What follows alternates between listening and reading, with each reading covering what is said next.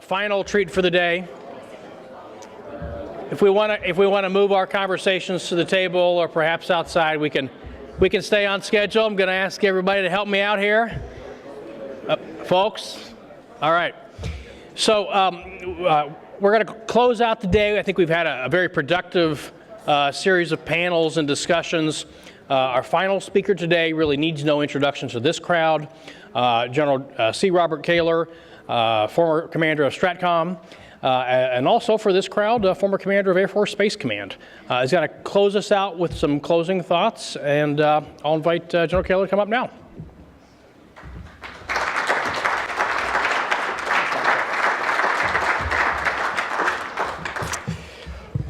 Thanks, Tom, and congratulations for sticking it out. It's good to see all of you. I asked Tom when he asked if I could give some closing remarks. I said, yep, I'd be happy to do that, but I do need to be leaving the building here by about 5 o'clock because I have an appointment with my tax accountant this evening.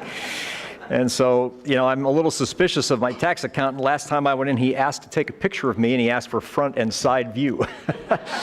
So I thought, gee, I wonder why, you know, what that's for, as I was turning to the side. And I think he's, I don't know exactly, but it can't be good.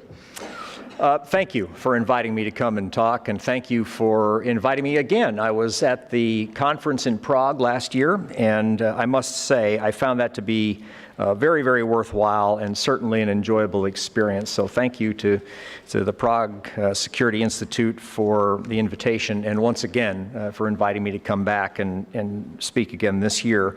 I thought about, I live in the DC area, I thought about simulating a trip here just to empathize with all of you, and so I thought how I would do that is I would go outside the door at my house, I would take off my glasses, my belt, my shoes, my jacket. I would go in and out of the door about 4 times. I would go to the pantry and get a small bag of pretzels and a Diet Coke. I would turn on the dryer. I would sit on the clothes dryer for about 9 hours. And every now and then I would ask Marge to come by and remind me that she was there only for my safety and to tell me to sit down and be quiet. So anyway, I didn't do that because I thought if you take that to its logical conclusion, I would have simulated lost luggage and shown up in a pair of sweats. So I didn't do that. I'm not representing the Department of Defense any longer, or the Air Force, or STRATCOM. I'm here to give you my own personal views about what I have been hearing this afternoon. I've been here for most of the afternoon. I was sitting in the back for a while, and I thought the last 2 panels were especially interesting. I couldn't be here all day yesterday. I was here last evening. Some of us were at dinner. General J. Raymond was here and gave a good talk last night. And so you will hear me say things that sound like, I would hope anyway, sound like things that you've probably heard from U.S. government representatives. But again, I'm here representing my own personal views.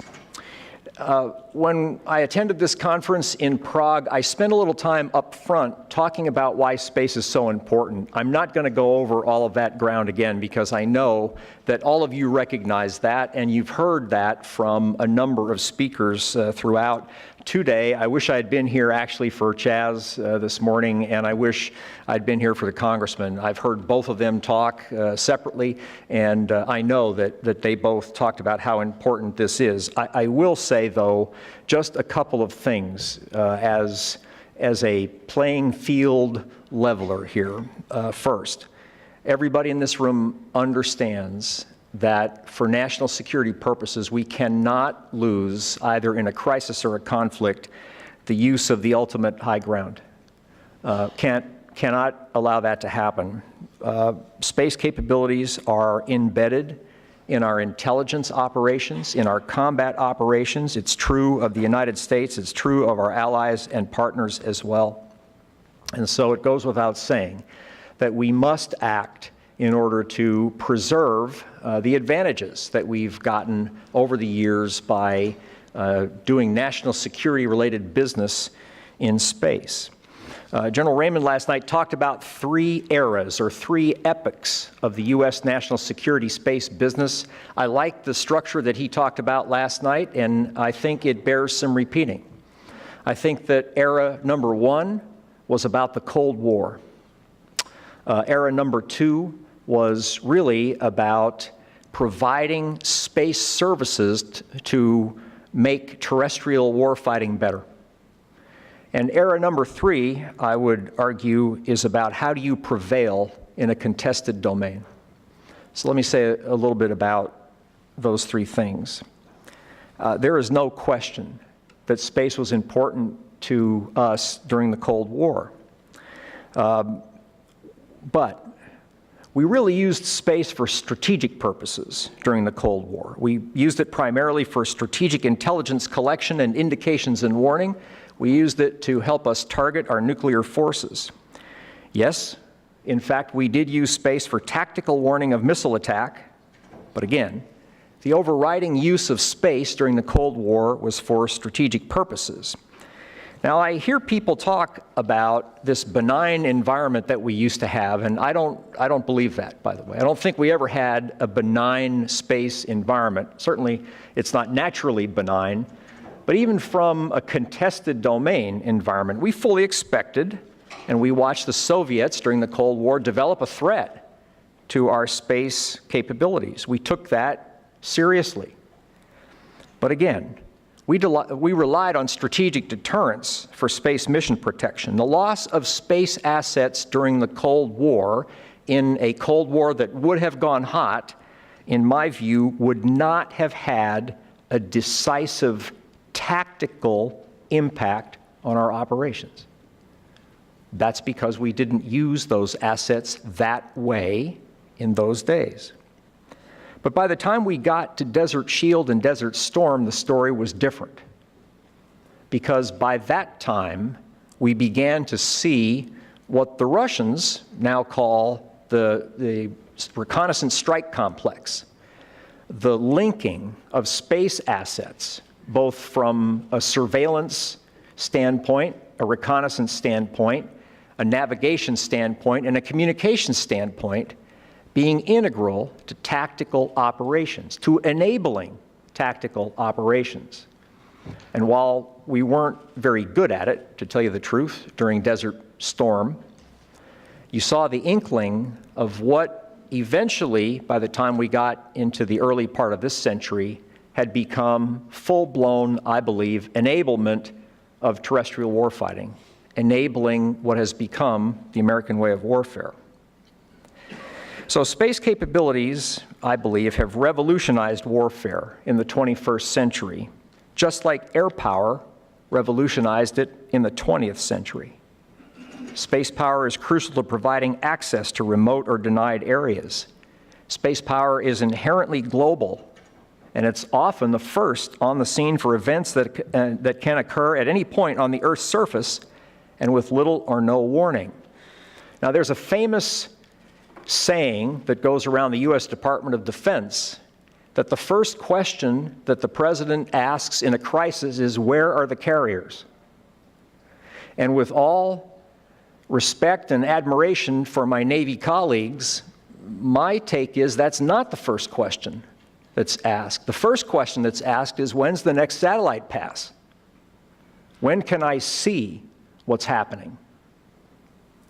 And I think that's a significant change in how we use space today compared to how we may have used it in the past. But space mission protection, I believe, even after Desert Storm, was typically traded off for improved mission performance and cost savings. More than once, I was involved in conversations with my colleagues around the government who would say if I had another dollar to spend on space things, I would spend it on capability and not protection. I would spend it that way every single day. And so, my take is that that is no longer an acceptable strategy.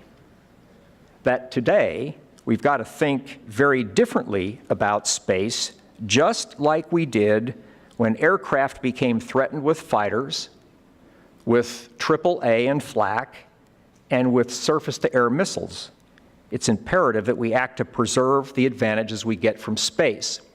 Sometimes when my aviation colleagues would say, well, let's just go find a different way to do the things that we do from space because it's too expensive. It's too difficult. It's too hard. I would say to them, those were not the answers we gave when SAMs were invented. Why? Because there are certain things that we do from the air that we must be able to do in a contested environment. The Navy has a great saying, give me a fast ship for I intend to go in harm's way. Remember who said that? John Paul Jones. That's 200 plus years ago.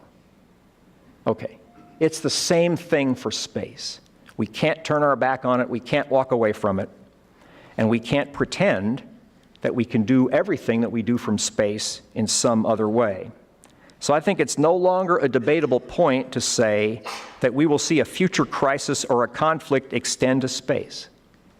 I believe if we get into a future crisis or conflict, we will see that conflict extend to space unless we can deter it. And I think that's a subject for extended study and discussion. I believe that a future conflict will open in cyberspace and most likely extend to space before traditional land, sea, and air forces are engaged kinetically. I think future military action against space capabilities will be shaped by many factors, but I think we would typically see the action unfold like this. First, I think we would see action against our space assets from the ground. And I think we would see that against our ground assets and against the links, and then against the space assets themselves. Reversible actions that would be taken to disrupt. Then I think we would see disruption extend into space from other space platforms. And I think that as we watched a conflict unfold, we would see the initial actions in the form of non-destructive things like jamming and dazzling and probably cyber attacks as well, followed by destructive attacks that don't create space debris. And ultimately, I think we could face the kinetic destruction of some of our satellites.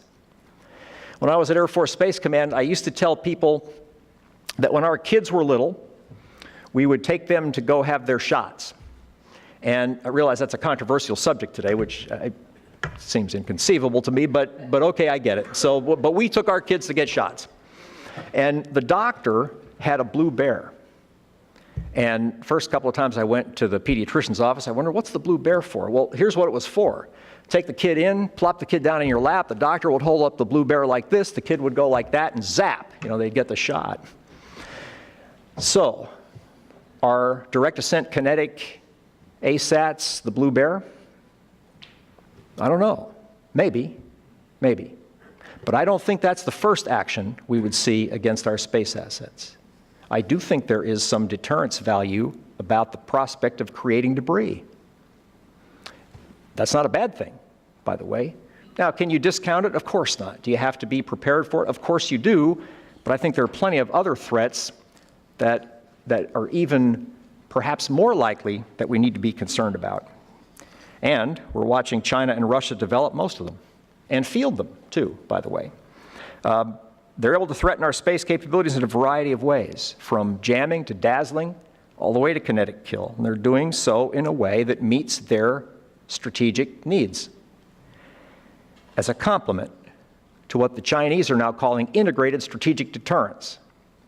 So a way to prove to us that the price of intervention in what they see as regional affairs will go up. And the risks will go up as well. And so, I understand that strategy. We have to come up with a comparable strategy that allows us to continue to operate and do the things that we need to do, both as a nation and in conjunction with our allies and our partners. So others have deployed jammers as well against navigation and communication satellites. Excuse me, it was interesting. Excuse me, I said something about the tax guy earlier, now I'm joking. The interesting thing when I was the commander of Air Force Space Command, when we talked about jammers, somebody said to me, General, you ought to go home and, I used to say, go Google something. I don't say that anymore because I was picking apparently a choice, and so go home and use the browser of your choice. and look up GPS jammers. And it amazed me. It just amazed me.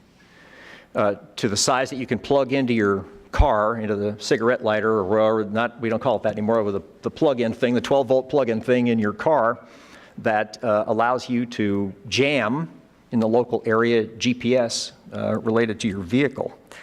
So look, this stuff is out there. It's cheap, it's easy. It's not a question of whether or not these are going to be used against us. The question is when. In some cases, we've already seen attempts at jamming. Saddam Hussein tried to jam GPS. Others in the Middle East have jammed communications. They've done it on purpose.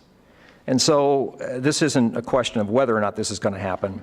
It's a question of when and how, and then how we're going to deal with it. And by the way, the environment itself is naturally hostile, and it's increasingly congested, as we heard just a few minutes ago, with operational satellites, inactive satellites, and debris. So there are significant challenges here, but as you've heard for the last 48 hours, we have to meet them. First and foremost, I believe this is really about deterrence. We don't want to get into a crisis or a conflict where these issues become operative. And I believe a credible deterrence and extended deterrence demands that we address the vulnerabilities that we have while demonstrating our own capabilities. You've got to create risk and uncertainty in the mind of the adversary. That's classic deterrence theory. We understand the recipe, I believe. We just need to improve the ingredients, because it isn't just about clarity and policy, although I think more clarity is required. It isn't just about technical solutions, although I think technical improvements are required. It isn't about more resilient architectures, although more resilient architectures are needed. It isn't about better plans. It's not about more international rules. It's about advancing all of these things as we go forward.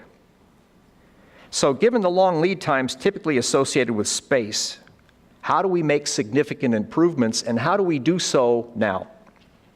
Well, I think this is first about strategy. What's the appropriate strategy for us to follow as we go forward here? And then it's about commitment.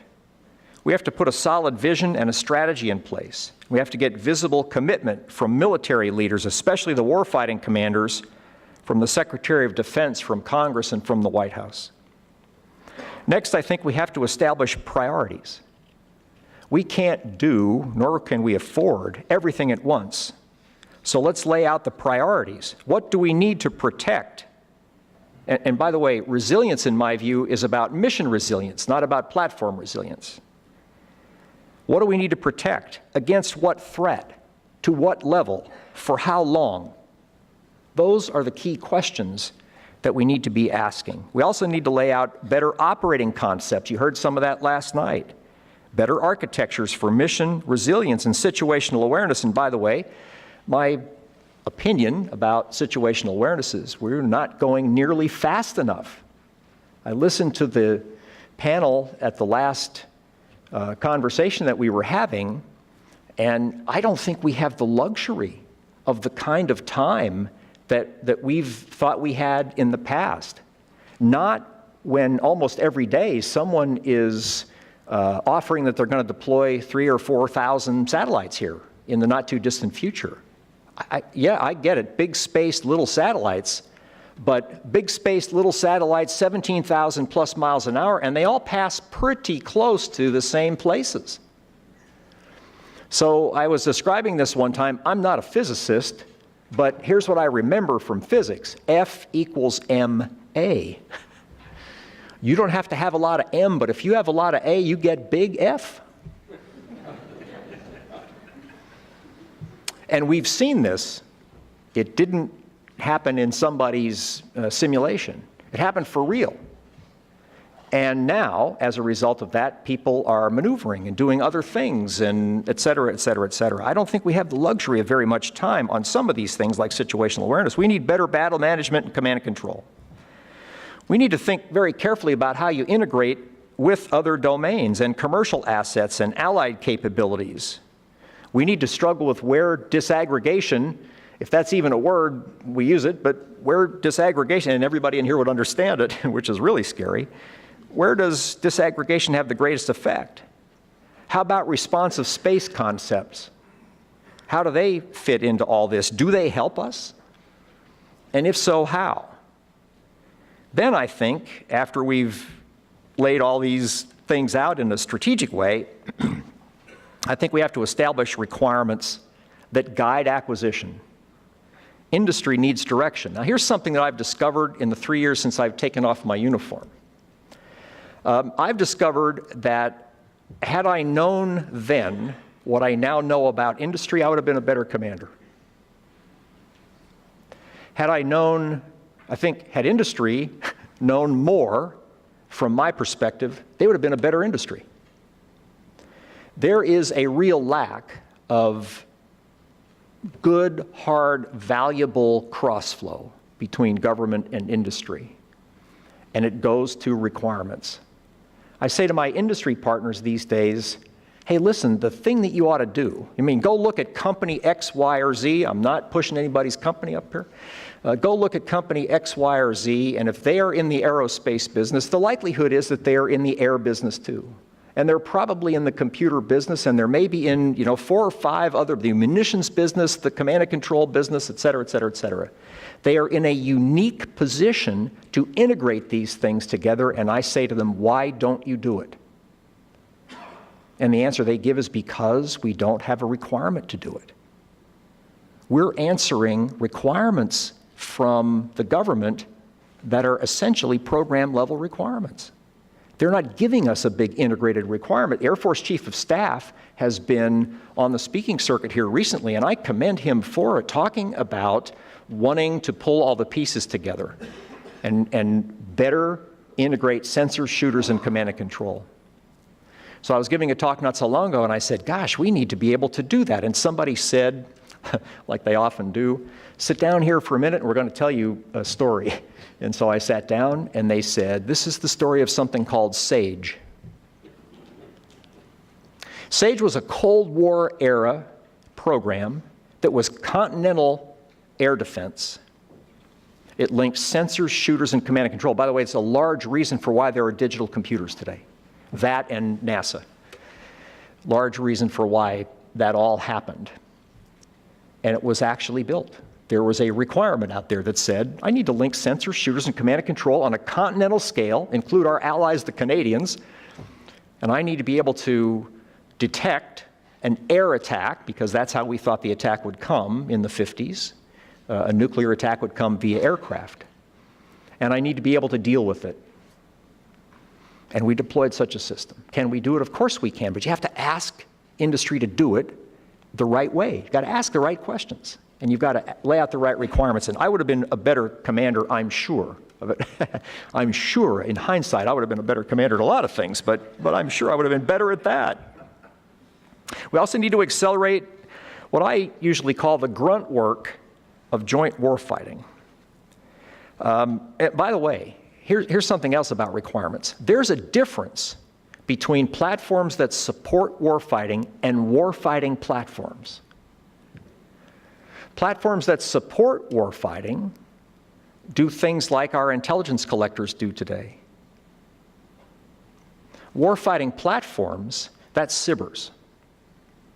That was designed from the get-go to survive a certain kind of conflict.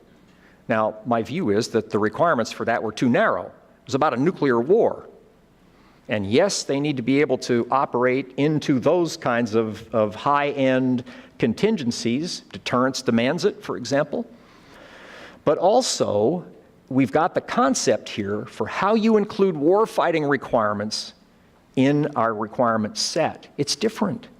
It's different than it is to say, I have a platform that supports warfighting, that may not survive deep into a conflict, or maybe even short distance into a conflict. So what do we need to do, I think, the grunt work of joint warfighting? I think we need better plans and response options across all of our domains. We need new rules of engagement. We need new command and control arrangements. We need more effective alignment of authorities and responsibilities. Sometimes people recommend organizational changes to deal with problems that I think are best dealt with by aligning authority and responsibility. Sometimes that alignment solves a lot of problems. And sometimes we misalign those things. And when we do, I think we find that we find ourselves in some difficulty. We need realistic exercises. We need challenging war games. We need to include our senior military and civilian leaders in them, because I think this is still a domain that doesn't have very great understanding. And by the way, you could probably substitute the word cyber for space, everything in this speech I'm giving here, and it's the same thing. We need expanded intelligence collection, better analysis, more effective intelligence assessment. You heard that last time. It's one thing to see a dot. It's another thing to know what the dot does. Whose dot is it? How big is it? How long does it last? You know, what's its mission? By the way, somebody reminded me one time, this is another smart person who has mentored me over the years, who said, remember this, every satellite is first a communications satellite.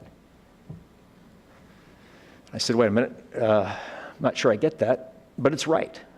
Every satellite is first a communications satellite. Then it's a mission satellite second. Sometimes the mission's communications.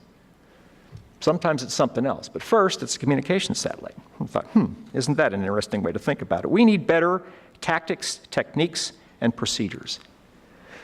These systems that we have on orbit today, we've been building them for a long time. They are just now being deployed. We are just now deploying the full constellation of cyber satellites. Same for advanced EHF. GPS-3, or GPS-2F, followed by GPS-3. These are now coming along. We are going to have, you know, the architecture that we're going to have in 2030 is going to orbit now. And there's not a lot we're going to be able to do with that architecture in terms of fundamental technical changes to it. So the question is, how do we develop better tactics, techniques, and procedures? This is no different than taking an air platform that's been around for a while and saying, I need you to fly into a new threat. I can't give you a new airplane today. I need you to come up with the TTPs to figure out how you can make that airplane more effective in the face of that threat. That is something the U.S. Air Force does every day. We need to do that for space.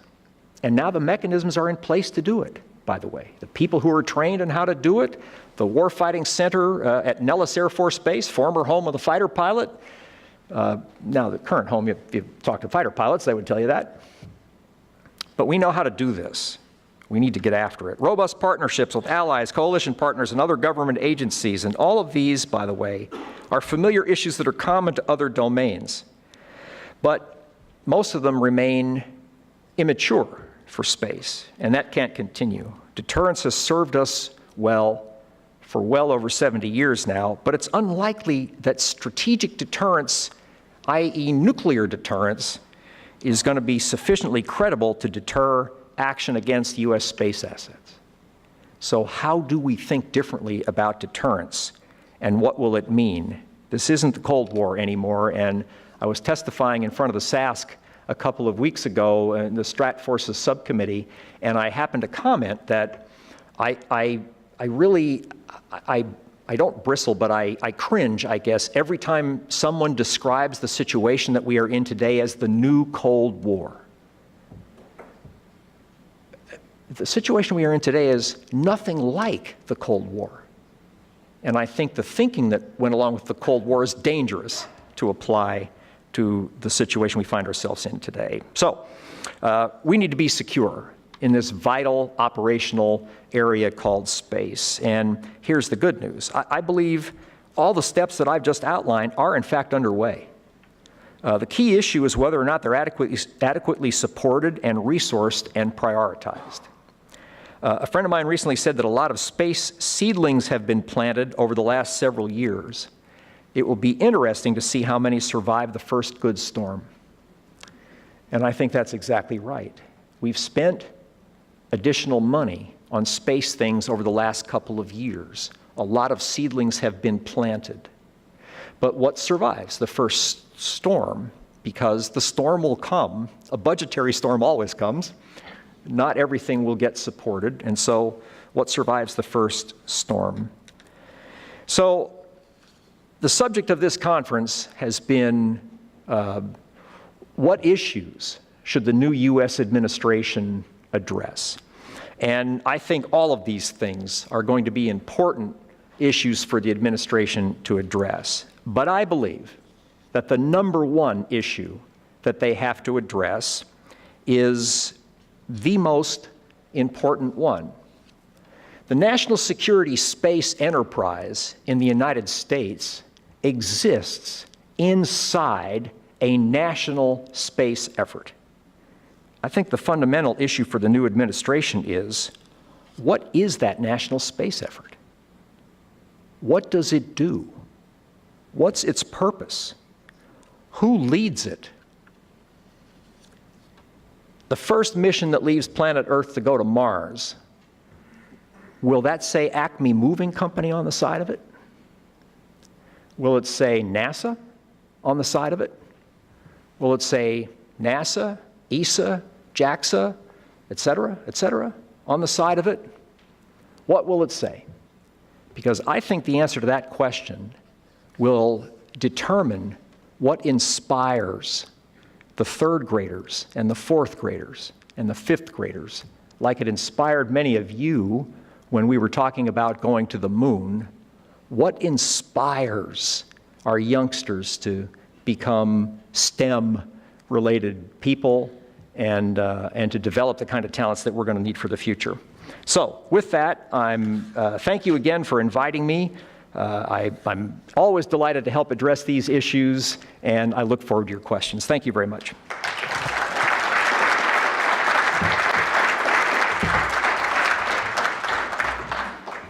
Well, thank you, General Kaler. I know we do just have a couple minutes, but we do want to get a couple questions to you. And we have some microphones running around. Thank you again for coming back to CSIS. Always a friend. Glad to welcome you back. Let me just ask real quick. I think one thing you said, that we don't necessarily have the luxury of time. I think that has actually come up several times over the course of the last day. I wonder if you might just elaborate a little bit more on that in light of your comments, A, that this is not the Cold War, but that B, Russia and China are doing a lot of stuff here. Yeah, it isn't just about threat in as far as I'm concerned. I just think that the pace of events, whether those are technical advancements, whether those are commercial changes, whether it's the threat, all of those things are advancing so fast that for us to be comfortable with addressing these issues in a way that we might have addressed them 5 years ago even, I think is going to be woefully inadequate. The commercial panel, when they were talking about launch earlier today, didn't say it quite that way, but that's what they said. These things are happening so fast that I think time is not on our side here.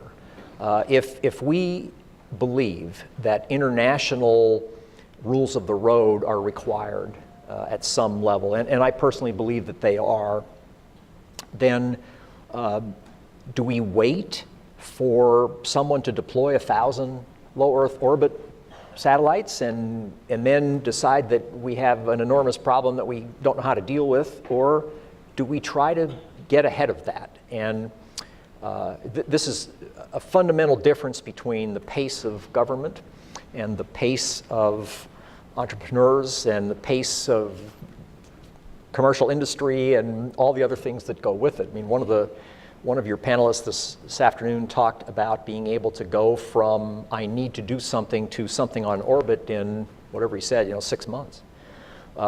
Great, I love it. But what does that mean for the rest of the enterprise? And I just think we don't have the luxury of a lot of time to think through these issues anymore. I think that, and by the way, I think there is a way ahead on most of these issues if we just go do some of these things. I think we agonize over a lot of things, and in some cases rightfully so, but in some cases it does not benefit us to continue the endless debate. Great. Well, let's take at least one question, and then I know we are at time, and I don't want to keep you from your tax attorney. He'll send me a bill for your extension. I don't either. Well, actually, I do. General Kaler, good to see you again. Josh Hartman. With each new administration, there's an opportunity to revisit how the DoD, and particularly the Air Force, is organized to deal with space. During your time in uniform, you had some strong views on that. Since you've been out now for 3 years, can you discuss your views and how those might have changed since then? Yeah, I'll get back to what I said a moment ago. I think sometimes we look to organizational solutions to solve other problems. And part of the problem that I believe we have had is a misalignment of authority and responsibility. So, and I think that continues today. I also think we have to be very precise about what problem we are trying to solve with an organizational change. Because organizational changes don't solve some of the problems that are out there. The other thing is there's a Washington perspective about space problems. And the Washington perspective tends to be a perspective about acquisition, being unhappy with the cost of programs and the length of time it takes to deploy new programs, et cetera, et cetera. I happen to believe that if you separate space operations and space acquisition, that a lot of the problems that we want to solve organizationally are acquisition problems. I think we have an operational organization that works pretty well, and it's understandable. There's a combatant commander who is responsible for those things that the Department of Defense brings to the table. Those are assigned forces, which means that the commander of STRATCOM has combatant command authority over those forces. That's significant authority. Got the responsibility to plan, have authority to go with that, et cetera, et cetera, et cetera. There is an issue operationally between coordinating and collaborating for unity of effort across the government, and that needs to get solved. But I don't necessarily believe that's solved with an organizational adjustment. So the question in my mind becomes, then what problem are you trying to solve organizationally? I thought that the Space Commission in 2001 came up with a reasonable way to go forward organizationally.